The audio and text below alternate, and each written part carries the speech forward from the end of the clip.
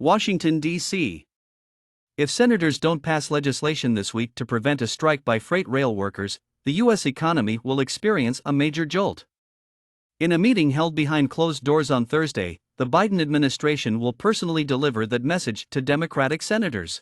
Following a request from President Joe Biden, the House swiftly moved to pass legislation on Wednesday requiring rail businesses and employees to abide by a planned settlement that was agreed in September but rejected by some of the 12 unions involved. However, the Senate frequently moves more slowly, and it is uncertain when the last votes will be taken. In a CNBC interview, Buttigieg said, if there's even a remote chance of a shutdown, the railroads would have to start tapering down their acceptance of things like hazardous material shipments that you can't allow to get stranded. Therefore, he said, my objective in speaking to the senators today will be to make sure they realize the repercussions of a shutdown or even being near to one. It wouldn't simply destroy our rail infrastructure. Our economy would definitely collapse as a result. High-stakes negotiations have been going on between the rail companies and 12 unions. Deals between railways and union officials were mediated by the Biden administration in September, but 4 of the unions rejected the agreements. 8 additional companies approved 5-year contracts and are paying their employees back for the 24% raises that are retroactive to 2020. In light of the impending strike on December 9, Biden urged Congress to enact the provisional deal struck in September.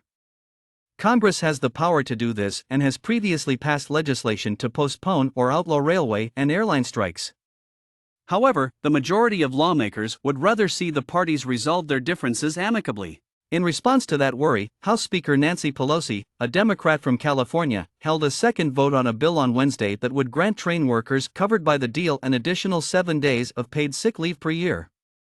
Along with other quality-of-life issues, the demand for paid sick leave was a major sticking point in the negotiations. The railroads claim that during negotiations over the years, the unions decided to forego paid sick days in exchange for higher pay and generous short-term disability benefits. The unions contend that since railroads are making record profits, they can easily afford to add paid sick time. Several of the major railroads engaged in these contract negotiations reported third-quarter profits of more than $1 billion. Senators are working around the clock to come to an agreement so that we can pass this measure as soon as possible, according to Schumer. The Senate cannot depart until the task is completed.